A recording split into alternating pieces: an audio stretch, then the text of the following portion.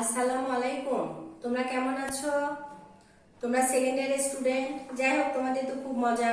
তোমরা auto promotion পেয়ে গেলা, পরীক্ষা দিয়ে লাগলো না অনেক প্রতীক্ষার পর।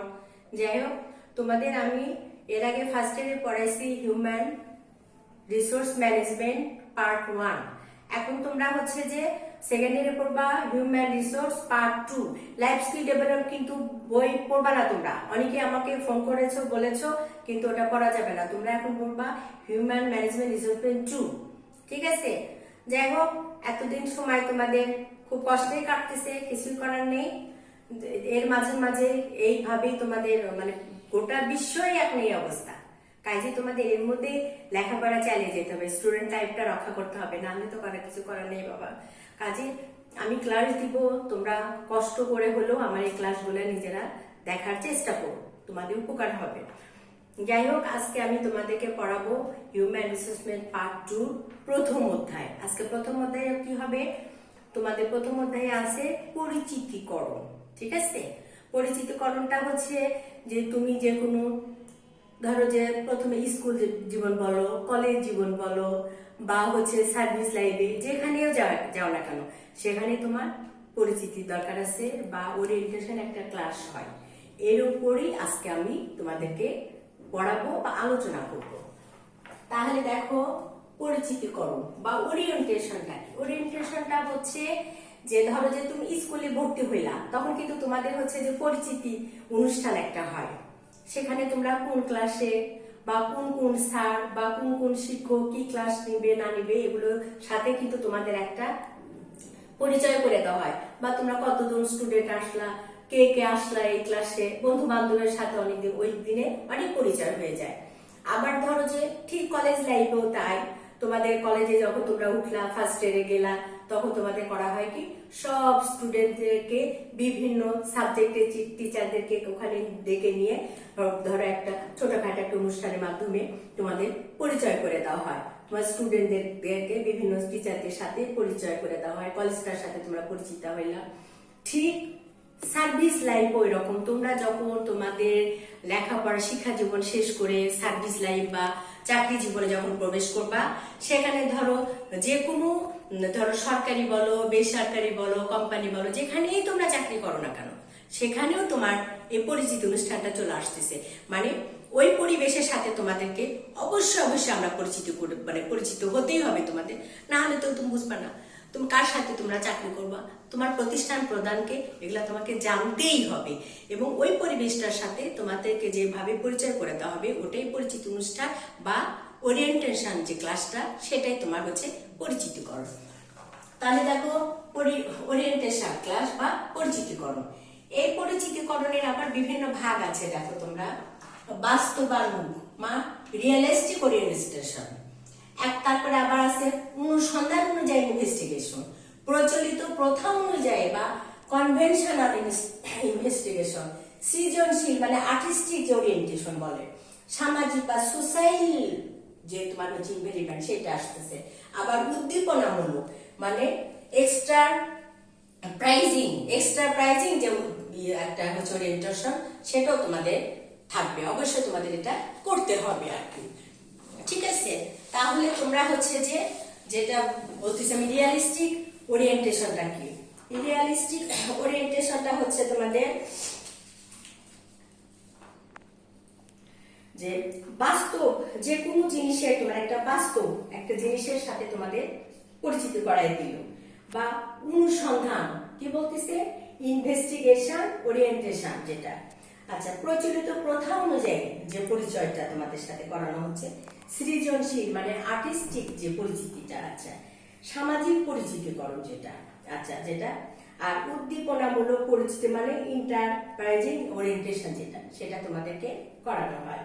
আচ্ছা, এই পরিচিতিকরণের উদ্দেশ্যটা কি? তোমাদের যে পরিচয়টা করে দেওয়া হয়, এর উদ্দেশ্যটা কি?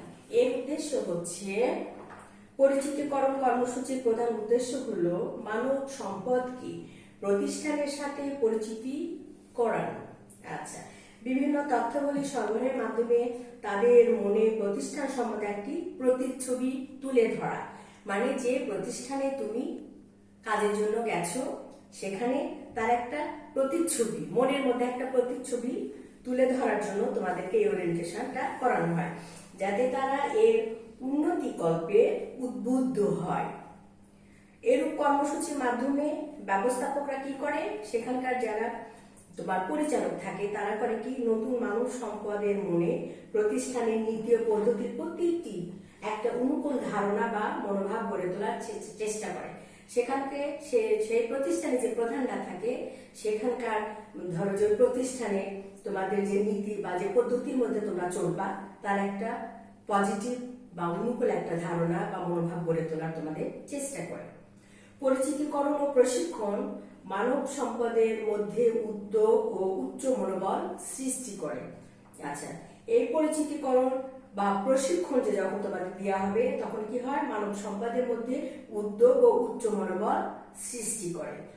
তারা প্রতিষ্ঠানকে নিজের বলে সহজে গ্রহণ করতে পারে, প্রতিষ্ঠানের সাথে নিজেদের খাপ খাওয়াতে সক্ষম হয় এবং ব্যবস্থাপনার নীতি ও পদ্ধতি সহজে গ্রহণ করতে পারে। আচ্ছা, পরিচিতিকরণের পদক্ষেপগুলি রেখাচিত্রের সাহায্যে দেখানো যায়। আবার অনেক সময় পরিচিতিকরণের পদক্ষেপগুলি কি কি, যেমন হচ্ছে ধরো ফলো আপ, ঠিক আছে, ফলো আপ বা অনুবর্তন। তারপরে তোমার ওই প্রতিষ্ঠানে যে সহকর্মীরা থাকে তাদের সাথে তোমাদেরকে পরিচয় করে দেওয়া হয়। কর্মীর জবাবদিহিতা থাকে, তুমি যে ধরো যে কাজ করবা সেখানে তোমার একটা জবাবদিহিতা থাকবে। তারপরে সুবিধার উপস্থাপন, কার্যপদ্ধতি ও শর্ত প্রকাশ, কর্মীর প্রতি আগ্রহ প্রদর্শন, অভ্যর্থনা ও সাদরে গ্রহণ। পরিচিতিকরণের কি হয়, একটা প্রক্রিয়া থাকে, সেগুলো কি কি? আচ্ছা, নতুন কর্মী গ্রহণ, নতুন কর্মীদের কি করা হয়, পরিচিত করানো। সংশ্লিষ্ট বিভাগে নিয়োগ, প্রতিষ্ঠান সম্পর্কে ধারণা, দায়িত্ব অর্পণ, কার্যফল মূল্যায়ন, সমন্বয় সাধন। আচ্ছা, তাহলে পরিচিতিকরণের কি থাকে, কিছু হচ্ছে যে পদক্ষেপ থাকে, আবার পরিচিতিকরণের প্রক্রিয়া থাকে। এই পরিচিতিকরণের তোমার কিছু পদক্ষেপ থাকে।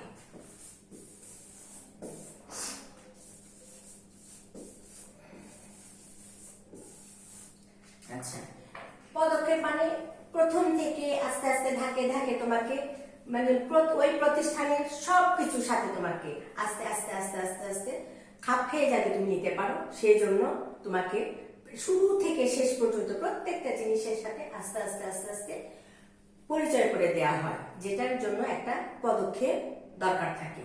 আবার হচ্ছে কি করা হয়, এই পরিচিতিকরণের আবার কিছু তো প্রক্রিয়াও থাকে। দেখো,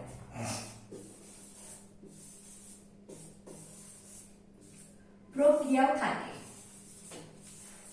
মানে এই পরিচিতিটা কেমন করে কিভাবে তোমাদের করানো হবে সেটা একটা প্রক্রিয়ার মাধ্যমে আমাদেরকে যাইতে হবে। সবসময় এটা মনে রাখবা। পরিচিতিকরণ কর্মসূচির কিছু সুবিধাও আছে, অসুবিধাও আছে। আচ্ছা, সুবিধাগুলো হচ্ছে নতুন কর্মীদের উদ্যোগ ও দুশ্চিন্তা হ্রাস করে। যখনই কর্মীদেরকে কি করা হবে, ওরিয়েন্টেশনে নিয়ে আসবো আমরা, তখন তাদের কি হয়, উদ্বেগ এবং দুশ্চিন্তা হ্রাস পায়। তারা নিজেদেরকে প্রতিষ্ঠান কর্তৃক গৃহীত হয়েছে বলে মনে করে, ফলে তাদের আত্মবিশ্বাস ও আত্মপ্রত্যয় বৃদ্ধি পায়। যখনই তোমাদেরকে প্রতিষ্ঠানের বিভিন্ন ব্যবস্থাপনার সাথে পরিচয় করে দেওয়া হয় তখন কি হয়, সেই প্রতিষ্ঠানে যারা আসলো নতুন যারা, তাদের মনে কি হয়, একটা মানে মনে হয় যে প্রতিষ্ঠান তাদের গ্রহণ করলো এবং তাদের মধ্যে একটা আত্মবিশ্বাস বা আত্মপ্রত্যয় বৃদ্ধি পায়। আচ্ছা, তারপরে কি হয়, কর্মীরা প্রতিষ্ঠানের প্রকৃতি, পণ্য, সেবা সম্বন্ধে জানতে পারে। কর্মীরা কি করতে পারে, প্রতিষ্ঠানের প্রকৃতি, পণ্য, সেবা সম্বন্ধে যখনই তোমাকে ওই প্রতিষ্ঠানের সাথে পরিচয় করে দেওয়া হলো, সেটা তোমার প্রতিষ্ঠানের ধরনটা কেমন, ওখানে তোমার কাজটা কি, সে কাজটা তোমাকে কিভাবে সেখানে সেবা দান করতে হবে, এগুলো তুমি ওরিয়েন্টেশনের মাধ্যমে জানতে পারলা। আচ্ছা, তারপরে কি করে, তারা নিজেদের দায়িত্ব, কর্তব্য এবং কার্য শর্তাদি সম্বন্ধে নিশ্চিত হতে পারে।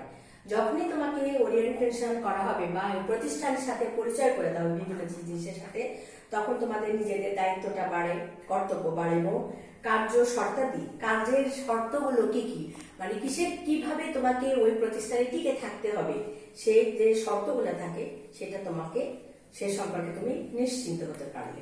আচ্ছা, কর্মীদের আগমন নির্গমনের হার ও অভিযোগ হ্রাস করে। তুমি যখনই তোমাকে ওরিয়েন্টেশনের মাধ্যমে তোমাকে জানিয়ে দেওয়া হচ্ছে যে তুমি কখন প্রতিষ্ঠানে আসবা এবং কতক্ষণ থাকতে হবে, কখন তুমি ও প্রতিষ্ঠান লিভ করতে পারবা, এটা ওরিয়েন্টেশন ছাড়া তো সম্ভব না। তোমাকে ওই প্রতিষ্ঠানে একটা পরিচিত অনুষ্ঠান করতেই হবে। পরিচিত অনুষ্ঠান করলে তাহলে তোমার জন্য সুবিধা হয় যে তুমি ওই প্রতিষ্ঠানে কখন যাবা, কাজের পরিধি কতক্ষণ, কত সময় পর্যন্ত তোমাকে ওখানে অবস্থান করতে হবে, এগুলি তুমি জানতে পারবা। আচ্ছা, প্রতিষ্ঠান নিজেদের বলে গ্রহণ করতে সক্ষম হয়। প্রতিষ্ঠান নিজেদের বলে তখন তুমি তোমার মনে হবে কি এটা তোমার নিজের প্রতিষ্ঠান, ঠিক আছে, মনে হবে ওটা তোমার নিজের প্রতিষ্ঠান, তখন তোমার ওই জিনিসটাকে গ্রহণ করতে সহজ হবে। আচ্ছা, প্রতিষ্ঠানের নীতিমালা ও বর্তমান কর্মীদের সম্বন্ধে নতুন কর্মীদের মধ্যে অনুকূল মনোভাব গড়ে ওঠে। ওই যে তোমাকে যখনই ওরিয়েন্টেশনের মাধ্যমে গোটা প্রতিষ্ঠানে তুমি তো নতুন হিসেবে গেলা, পুরাতন যারা সব সহকর্মীদের সাথে তোমাকে পরিচয় করে দেওয়া হলো, তখন তোমার ভিতরে একটা পজিটিভ মনোভাব গড়ে ওঠে।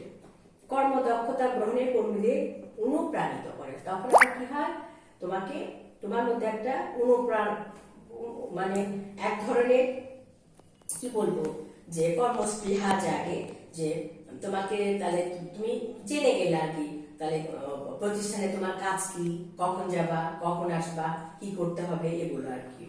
আচ্ছা, তত্ত্বাবধায়ক ও কর্মীদের সময়ের অপচয় হ্রাস করে। এতে করে কি হয়, যারা তোমাদের তত্ত্বাবধান করবে তাদেরও এবং তোমাদেরও সময়টা হ্রাস পাবে, কারণ আগে থেকে তোমার জানা থাকে তোমার কাজ কি কি, এগুলো জানা থাকলে তখন তোমার অনেকটা সহজ হয় আর কি।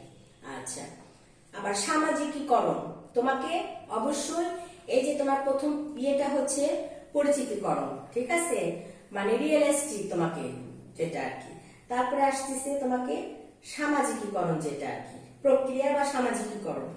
সাধারণত সামাজিকীকরণ হলো একটি অভিযোজন প্রক্রিয়া। এই প্রক্রিয়ায় একজন নতুন কর্মীকে সংগঠনের পরিবেশের সাথে খাপ খাওয়ানোর ব্যবস্থা করা হয়। আচ্ছা, কি হচ্ছে এটা, সামাজিকীকরণ, ঠিক আছে, তোমাকে সামাজিকীকরণ করতে হয় আর কি। সামাজিকীকরণ, এখানে ধরে কি সমস্যা হয়, সামাজিকীকরণ আর কি।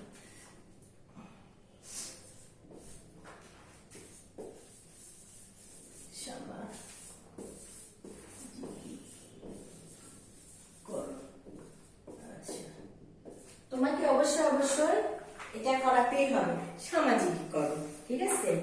মানে সাধারণত সামাজিকীকরণ হচ্ছে একটা অভিযোজন প্রক্রিয়া। এই প্রক্রিয়ায় একজন নতুন কর্মীকে সংগঠনের পরিবেশের সাথে খাপ খাওয়ানোর ব্যবস্থা করা হয়। অর্থাৎ সামাজিকীকরণ বলতে কার্যক্ষেত্রে তোমার যে কর্মক্ষেত্র সেখানকার আচার আচরণ, নিয়ম কানুন ও মূল্যবোধ বিষয়ক শিক্ষা গ্রহণের প্রচেষ্টা এবং সংগঠনের সাথে খাপ খাইয়ে নেওয়ার প্রক্রিয়াকে বুঝায়। কি হচ্ছে যে সামাজিকীকরণটা কি হচ্ছে, ওই প্রতিষ্ঠানে কর্মক্ষেত্রের আচার আচরণ, নিয়ম কানুন, মূল্যবোধ এবং শিক্ষা গ্রহণের প্রচেষ্টা এবং সংগঠনের সাথে খাপ খাইয়ে নেওয়ার যে প্রক্রিয়া সেটাকে বোঝানো হয়। আচ্ছা, এই সামাজিকীকরণ বিভিন্ন ধরো বিজ্ঞানী বিভিন্ন মতবাদ দিয়েছেন, যেমন হচ্ছে যে ক্যাসিয়ার মতে সামাজিকীকরণ হচ্ছে নতুন কর্মকর্তা ও নতুন কর্মীর পারস্পরিক অভিযোজন। নতুন কর্মকর্তা এবং নতুন কর্মীর পারস্পরিক অভিযোজন। আচ্ছা, তারপরে কি হচ্ছে, গ্রে কি বলছে, সামাজিকীকরণ একটি চলমান প্রক্রিয়া যা প্রতিষ্ঠান ও এর বিভিন্ন বিভাগ কর্তৃক প্রত্যাশিত মনোভাব, মান, মূল্যবোধ ও আচরণের ধরন সকল কর্মীদের মধ্যে সঞ্চালিত করে। আচ্ছা, ইসলাম সাইন কি বলছে, এটি এমন একটি শিক্ষণ প্রক্রিয়া যেখানে অন্য ব্যক্তির সাথে শুধুমাত্র আন্তঃক্রিয়ামূলক মনোভাব ও আচরণমূলক পরিবর্তনকে সামাজিকীকরণের ফল হিসাবে গণ্য করা যায়।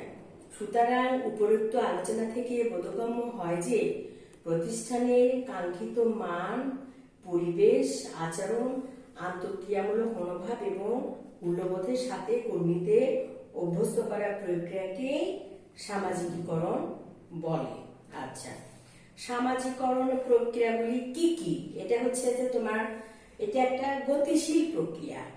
মানব সম্পদ নির্বাচন পর্যায় থেকে প্রতিষ্ঠানে যোগদান এবং কর্ম সম্পাদন সকল পর্যায়ে এই প্রক্রিয়া অব্যাহত থাকে। সামাজিকীকরণের 3টি পর্যায় রয়েছে, যেমন আগমন পূর্ব, প্রি অ্যারাইভেল, মুখোমুখি হওয়া, ইনকাউন্টার, চরিত্রের পরিবর্তন পর্যায়। কি বলতেছে? এটাকে আবার 3 ভাগে দেখানো যায়: উৎপাদনশীলতা, আগমন নির্গমন এবং অঙ্গীকার।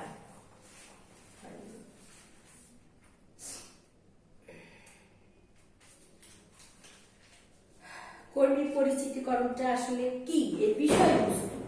আচ্ছা, কর্মী পরিচিতিকরণের বিষয়বস্তু হচ্ছে প্রতিষ্ঠানের পরিচিতিকরণ। এটাতে একটা বিষয়বস্তু আছে। তোমাকে যে প্রতিষ্ঠানের কর্মীদের যে প্রতিষ্ঠানের সাথে পরিচিতি করা হয়, তার আসলে অবজেক্টটা কি, বিষয়বস্তুটা কি? আচ্ছা, প্রতিষ্ঠানের ইতিহাস, নীতি, পদ্ধতি, উদ্দেশ্য, আদর্শ এবং ব্যবস্থাপনা পদ্ধতি। আচ্ছা, প্রতিষ্ঠানের পণ্যদ্রব্য বা সেবার বিষয়ে, প্রতিষ্ঠানের কাঠামো, কারখানা, যন্ত্রপাতি ও অন্যান্য ব্যবস্থাটি, প্রতিষ্ঠানের প্রতি কর্মীদের দায়িত্ব, কর্তব্য এবং কর্মীদের প্রতি প্রতিষ্ঠানের দায়িত্বতা বলি।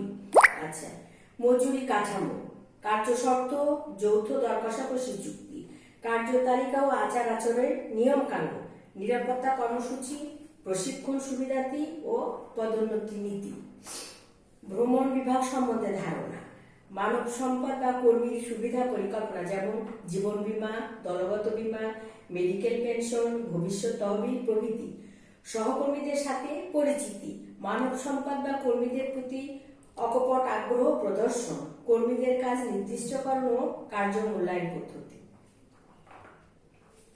আচ্ছা, একজন নতুন কর্মীকে পরিচিতকরণের প্রক্রিয়া বা পদক্ষেপ, যেমন হচ্ছে যে এর আগে আমি বললাম যে তাকে ফলো আপে রাখতে হবে, পরিচয় করে দিতে হবে, তার জবাবদিহিতা থাকতে হবে, দায়িত্ব কর্তব্য সম্পর্কে তার ধারণা থাকতে হবে, প্রাপ্য সুবিধা যেটা সে কি পাবে, প্রাপ্য সুবিধাটা কি সেটা তাকে উপস্থাপন করতে হবে, কাজের পদ্ধতিটা কি সেটা ব্যাখ্যা করতে হবে, আগ্রহ প্রদর্শন করতে হবে, অভ্যর্থনা ও গ্রহণ। আচ্ছা, তাহলে অভ্যর্থনা ও গ্রহণ। ওয়ার্ম অ্যান্ড রিসিপশন, প্রথম পর্যায়ে নতুন নিযুক্ত কর্মীদেরকে সাদরে অভ্যর্থনা জানিয়ে গ্রহণ করতে হবে। নতুন কর্মীরা যেন মনে করে তারা তাদের যোগ্যতার ভিত্তিতে এখানে একটি মিশন বাস্তবায়নের জন্য এসেছে এবং এই প্রতিষ্ঠান উপযুক্ত সম্মান দিয়ে তাদেরকে গ্রহণ করেছে। আমি একটা জিনিস বললাম।